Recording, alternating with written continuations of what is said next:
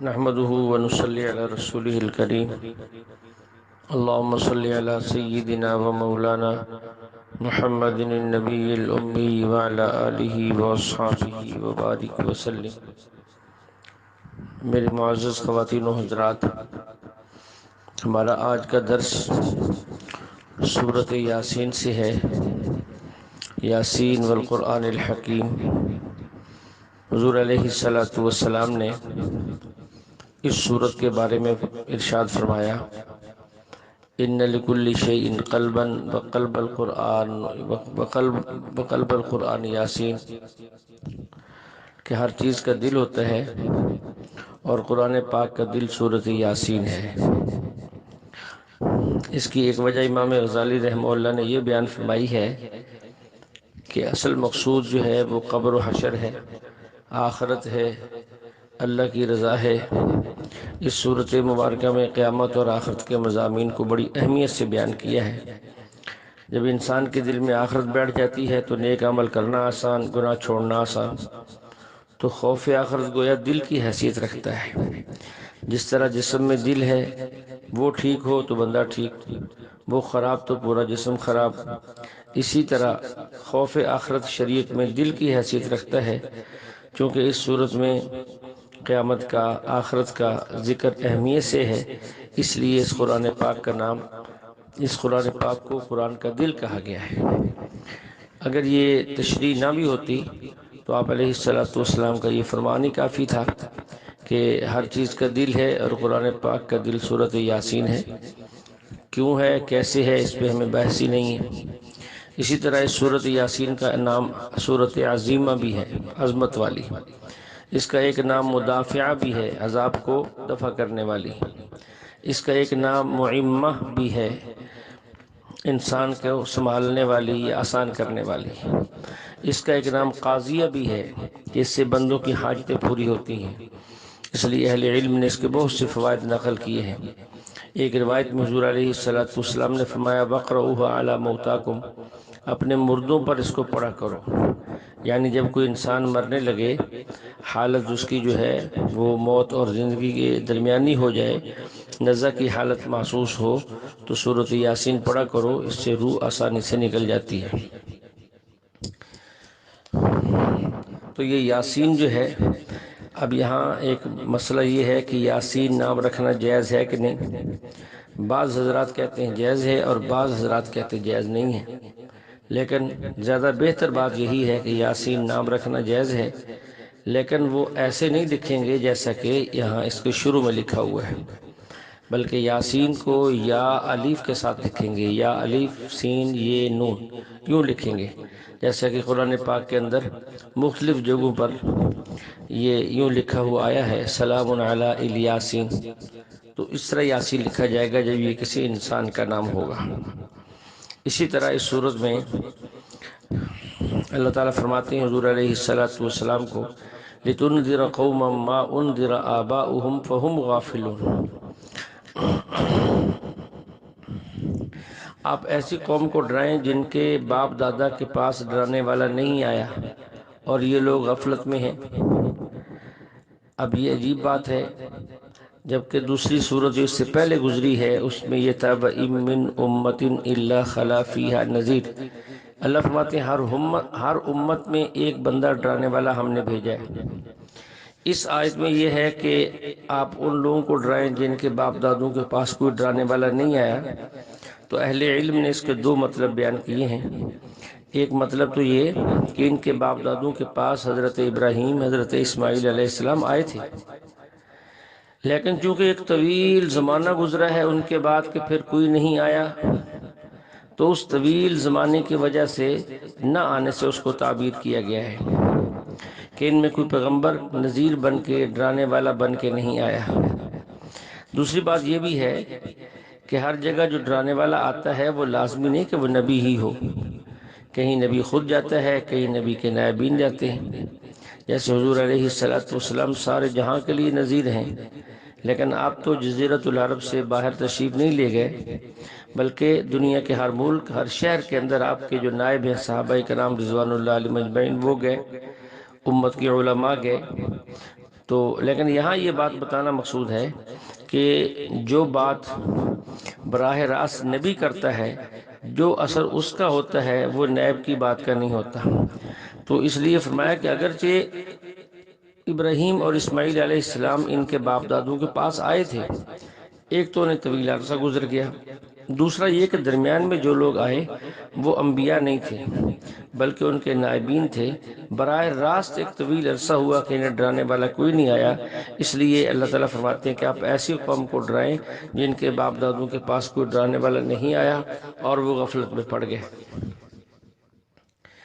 اور تھوڑا سا آگے چل کر اللہ فرماتے ہیں وَسَوَاءٌ عَلَيْهِمْ أَأَنذَرْتَهُمْ أَمْ لَمْ تُنذِرْهُمْ لَا يُؤْمِنُونَ، کہ ان کے لیے برابر ہے آپ انہیں ڈرائیں یا نہ ڈرائیں، ان کو کچھ فائدہ نہیں ہوگا، وہ ایمان نہیں لائیں گے۔ تو عجیب بات یہ ہے، سوال یہ ہے کہ جب ڈرانے کا فائدہ ہی نہیں ہے تو پھر آپ علیہ السلام انہیں کیوں ڈراتے ہیں؟ کیونکہ اللہ فرما رہے ہیں کہ آپ ڈرائیں نہ ڈرائیں کوئی فائدہ نہیں ہے۔ تو اہل علم نے بہت ساری باتیں ارشاد فرمائی ہیں، اس میں ایک یہ ہے وَسَوَاءٌ عَلَيْهِمْ، یہ فرمایا ان کو فائدہ نہیں، یعنی جن کو آپ ڈرائیں گے۔ یہ نہیں فرمایا کہ سواء علیک، آپ کو فائدہ نہیں، ان کو فائدہ ہو نہ ہو لیکن آپ کو فائدہ ضرور ہے۔ آپ کو ڈرانے کا جو اجر ملنا ہے، جو ثواب ملنا ہے وہ آپ کو ملے گا۔ وہ فائدہ اٹھائیں نہ اٹھائیں، وہ لوگ ڈیٹ ہو گئے، ضدی ہو گئے، نہیں مانتے، ڈرتے نہیں ہیں، ان کا کام ہے، لیکن آپ ڈراتے رہیں، اس لیے کہ آپ کو تو ڈرانے کا فائدہ ہوگا کہ آپ نے رب کا حکم پورا کیا، اس پر جو اجر و ثواب ملنا ہے، جو درجات بلند ہونے ہیں وہ انشاءاللہ وہ آپ کو ملیں گے ہی ملیں گے۔ اسی طرح اس سورت کے دوسرے رکوع سے ایک واقعہ شروع ہوتا ہے وَاضْرِبْ لَهُمْ مَثَلًا أَصْحَابَ الْقَرْيَةِ إِذْ جَاءَهَا الْمُرْسَلُونَ إِذْ أَرْسَلْنَا إِلَيْهِمُ اثْنَيْنِ فَكَذَّبُوهُمَا فَعَزَّزْنَا بِثَالِثٍ فَقَالُوا إِنَّا إِلَيْكُمْ مُرْسَلُونَ۔ پہلے زمانے کا ایک واقعہ بیان کر کے اللہ نے موجودہ لوگوں کو متوجہ کیا ہے۔ ایک بستی تھی، ان کے پاس ہمارے رسول آئے، شروع میں ہم نے وہاں 2 نبی 2 پیغمبر بھیجے، ان بستی والوں نے ان کو جھٹلا دیا، پھر ہم نے ایک تیسرا پیغمبر ان کی تصدیق کے لیے اور تائید کے لیے بھیجا، اور اس نے آ کر ان کو سمجھانے کی کوشش کی، لیکن انہوں نے اسے بھی جھٹلا دیا، اس کی بات بھی نہ مانی۔ تو ان رسولوں نے کہا کہ ہمارے رب کو خوب معلوم ہے کہ ہمیں تمہاری طرف رسول بنا کر بھیجا گیا ہے، ہمارا کام صرف یہی ہے کہ ہم واضح پیغام تمہارے پاس پہنچائیں، تم بات مانو، اللہ کی دعوت قبول کرو۔ جب انہوں نے نہ مانی تو ان پر قحط کا عذاب آیا۔ تو بستی والوں نے کہا کہ ہمیں تمہارے اندر نحوست معلوم ہوتی ہے، الیاذ باللہ، اگر تم اس کام سے باز نہ آؤ گے تو ہم تمہیں مار مار کے سنسار کر دیں گے اور تمہیں دردناک سزا دیں گے۔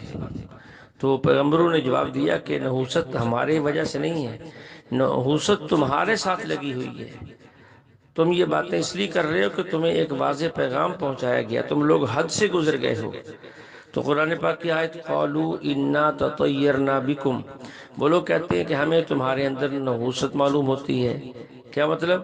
کہ تمہاری وجہ سے ہم پر عذاب آیا، جب تک تم نہیں تھے ہمارے اوپر عذاب نہیں آیا تھا، اور تمہاری وجہ سے 2 عذاب آئے ہیں، ایک ہماری قوم ٹکڑے ٹکڑے ہو گئی ہے، اختلاف کا شکار ہو گئی ہے، ہماری جو ایک متحدہ قوت تھی وہ ختم ہو گئی ہے، اور دوسرا یہ کہ ہم پر قحط کا عذاب آ گیا ہے۔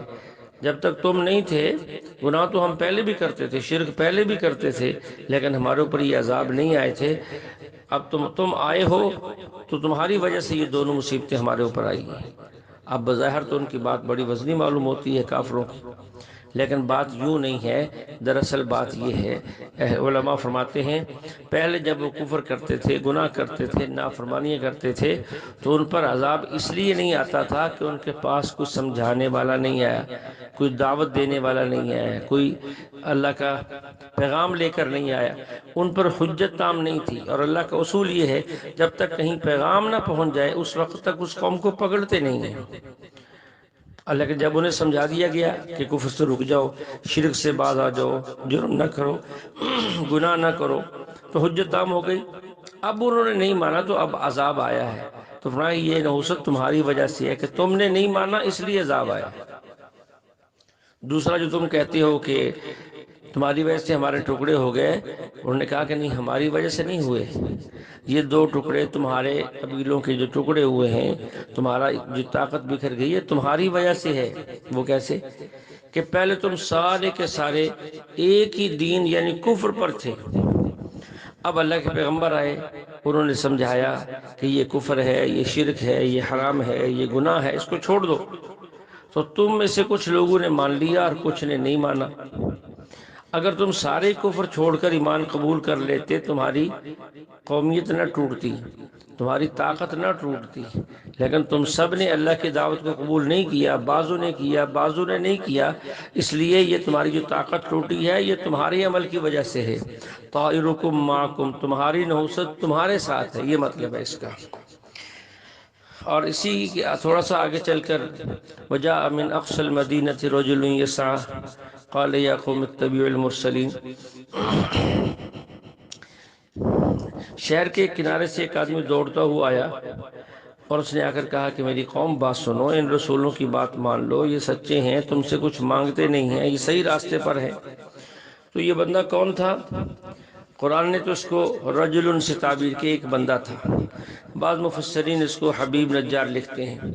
بہرحال کوئی بھی ہو، یہ سب سے پہلے ایمان کیوں لے آیا، کیسے لے آیا، اس کا بعض مفسرین نے سبب لکھا ہے کہ یہ بندہ جذام کے مرض میں مبتلا تھا اور اپنے بنائے ہوئے معبودوں سے دعا کرتا تھا کہ میری بیماری ٹھیک کر دیں. ایک عرصہ ہو گیا، یعنی زندگی گزر گئی اس کی مرض ٹھیک نہیں ہوتی تھی. اس کا شہر جو، اس کا مکان جو ہے وہ شہر کے بالکل کنارے، شہر کے دروازے کے پاس تھا. تو یہ رسول جب اس شہر میں داخل ہو تو اسی دروازے سے داخل ہوئے جہاں اس کا مکان تھا. تو پہلی ملاقات اس سے ہوئی. ان رسولوں نے اس بندے کو اللہ کی دعوت دی، توحید کی دعوت دی. تو اس نے کہا کیا تمہارے پاس تمہارے دعویٰ کی کوئی دلیل ہے؟ انہوں نے کہا بالکل ہے. کہا کہ دیکھو میں بیمار ہوں اور ایک عرصہ سے میں اپنے بتوں سے مدد مانگ رہا ہوں، ٹھیک نہیں ہو رہا. کیا ایسا ہے کہ میری بیماری ختم ہو جائے گی جو مجھے 60-70 سال سے لگی ہے؟ تو انہوں نے کہا ہم اللہ سے دعا کریں گے، انشاءاللہ ٹھیک ہو جائے گی. انہوں نے دعا کی اور یہ 70 سال کا مریض جو ہے لمحہ بھر میں ٹھیک ہو گیا. اب یہ فوراً ایمان لیا ہے اور کلمہ پڑھ کے مسلمان ہو گیا. تو یہ اس لیے سب سے پہلے ایمان لے آیا تھا کہ یہ معجزہ دیکھ چکا تھا. اور جب شہر والوں کا حال سنا کہ وہ رسولوں کے ساتھ جو ہے وہ لڑ رہے ہیں، جھگڑ رہے ہیں، ان کا مذاق اڑا رہے ہیں، ان کی بات نہیں مانتے، تو یہ وہاں سے بھاگا اور آ کر قوم کو سمجھایا کہ اے قوم اتبعوا المرسلین، ان کی بات مان لو. من لا یسألکم اجرا، تم سے کچھ نہیں مانگتے، وہم مہتدون، یہ خود ہدایت پر ہے، خیر کی باتیں کہتے ہیں. لہذا میرا یعنی کہ خیال یہ ہے کہ ان کی بات ماننی چاہیے. لیکن کیا ہونا تھا، ان کی قسمت میں ہدایت نہیں تھی. انہوں نے بجائے اس کو کہ اس کی بات مانتے، اسے بھی جو ہے وہ شہید کر دیا. اور جو ہے انبیاء علیہ السلام کو بھی شہید کر دیا. جب ان کی شہادت کا وقت آیا تو فرشتے کے ذریعے سے اللہ جل شانہ نے انہیں اطلاع دی کہ آپ گھبرائے نہیں، انشاءاللہ تمہارا ٹھکانہ جنت ہوگا. اب تمہارا ٹھکانہ قیل ادخل الجنہ، اسے کہا گیا کہ جنت میں داخل ہو جا، تمہارا ٹھکانہ جنت ہوگا. تو اب جب اس نے یہ سارا منظر دیکھا تو اس وقت اس کی زبان سے نکلا یا لیت قومی یعلمون، کاش کہ میری قوم کو پتہ چل جائے کہ اللہ نے مجھے معاف کر دیا اور اللہ نے میری کتنی عزت دی اور مجھے کیا کیا نعمتیں دی، کاش کہ ان کو پتہ چل جائے. تو اللہ فرماتے ہیں کہ جب انہوں نے نہیں مانا، انبیاء کو بھی شہید کر دیا، اس کو بھی شہید کر دیا. فرمایا وما انزلنا علی قومہ من بعدہ من جند من السماء، تو ان کو ہلاک کرنے کے لیے ہمیں کوئی آسمان سے لشکر نہیں اتارنے پڑے، نہیں، بلکہ ایک چیخ، ایک فرشتے کی چیخ نے ان سب کو ہلاک کر کے رکھ دیا. اور اس سے کچھ آگے چل کر اللہ جل شانہ ایک عجیب بات کہتے ہیں جسے پڑھتے انسان کا دل ہلتا ہے. اللہ فرماتے ہیں یا حسرتن علی العباد، ہائے افسوس مجھے بندوں پر، یا حسرتن علی العباد، مجھے بندوں پر بڑا ہی افسوس ہے. ما یأتیہم من رسول الا کانوا بہ یستہزئون، جب بھی میں نے ان کے پاس نبی بھیجا، رسول بھیجا، انہوں نے بجائے ماننے کے ان کا مذاق اڑایا. کتنی درد بھری بات کہہ رہے ہیں اللہ تعالیٰ. ایک بات یہاں اور یہ ذہن میں رکھیں، جب یہ واقعہ شروع ہوا دوسرے رکوع سے تو فرما رہے ہیں وَاضْرِبْ لَهُمْ مَثَلًا أَصْحَابَ الْقَرْيَةِ کہ تمہیں ایک بستی والوں کا واقعہ سنائیں. لیکن اس رکوع کے درمیان کے اندر جا کر وہ وَجَاءَ رَجُلٌ مِّنْ أَقْصَى الْمَدِينَةِ ایک بندہ شہر کے کنارے سے بھاگتا ہوا آیا. یعنی شہر بھی کہا جا رہا ہے اس کو بستی، ایک آیت میں بستی کہا گیا، ایک آیت کے اندر شہر کہا گیا. تو بظاہر یہ دو متضاد باتیں لگتی ہیں، تو یہ متضاد نہیں ہے. مدینہ کا لفظ تو عربی زبان میں شہر پر ہی بولا جاتا ہے. باقی رہا قریہ کا لفظ، قریہ کا لفظ بستی پر بھی بولا جاتا ہے اور بعض دفعہ شہر پر بھی بولا جاتا ہے. قرآن پاک کے اندر سورۃ الزخرف کے اندر موجود ہے وَقَالُوا لَوْلَا نُزِّلَ هَذَا الْقُرْآنُ عَلَى رَجُلٍ مِّنَ الْقَرْيَتَيْنِ عَظِيمٍ کہ یہ قرآن یہ بڑی جو بستیاں ہیں ان میں سے کسی بندے پر کیوں نہ اتارا گیا. اب یہاں لفظ تو قریہ ہے لیکن اس سے مراد مکہ جیسا شہر ہے، طائف جیسا شہر ہے. تو کبھی کبھی قریہ کا اطلاق شہر پر بھی ہوتا ہے، اس لیے ایک ہی واقعے کے اندر دو لفظ موجود ہیں تو ان کا ایک ہی معنی ہے.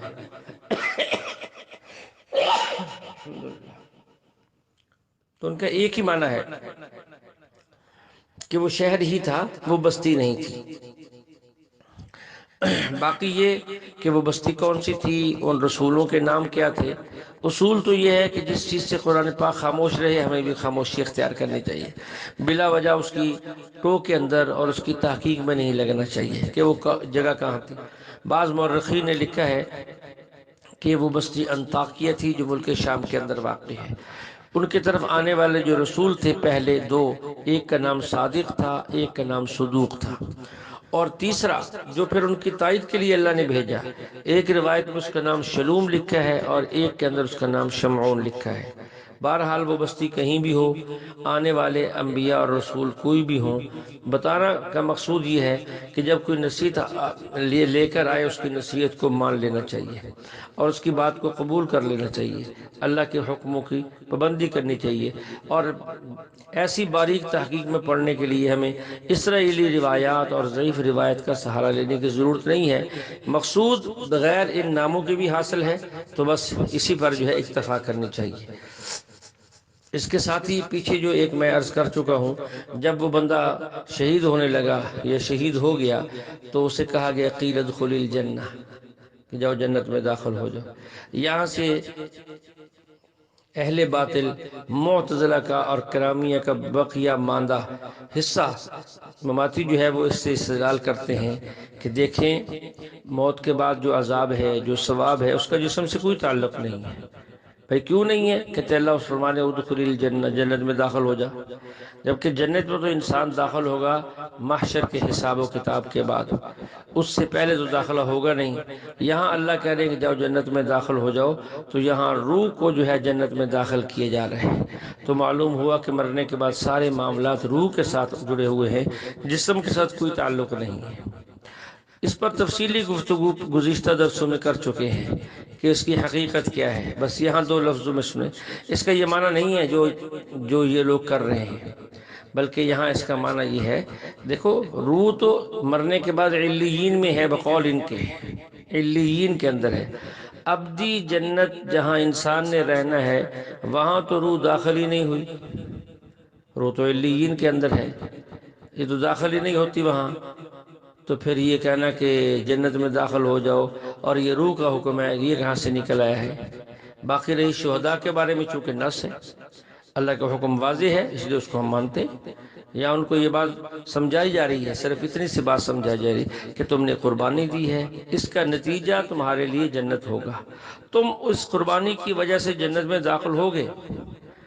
قبر میں دخول جنت نہیں ہوتا، بلکہ قبر کے اندر تو عرض جنت ہوتا ہے. جب نیک آدمی کو قبر میں دفن کی جاتا ہے تو وہاں عرض جنت ہوتا ہے، جس کو کبھی دخول جنت سے بھی تعبیر کیا جاتا ہے. قبر میں جنت دکھائی جاتی ہے، جنت کی خوشبوئیں سنگھائی جاتی ہیں، جنت کی فضا دکھائی جاتی ہے. قبر میں جنت اور بندے کے درمیان میں دروازہ اور کھڑکی اور روشن دان کھل جاتا ہے تو ایک جنت کا منظر بن جاتا ہے. تو جب یہ جنت کا منظر اس نے دیکھا تو پھر وہ پکارا یا لیت قومی یعلمون، کاش میری قوم جان لیتی کہ میرے رب نے میرے ساتھ کیا کیا عزت کا معاملہ کیا ہے. اللہ جل شانہ ہمیں بھی جو ہے کلام مقدس کو سمجھنے کی توفیق عطا فرمائے۔ وآخر دعوانا الحمد للہ رب العالمین۔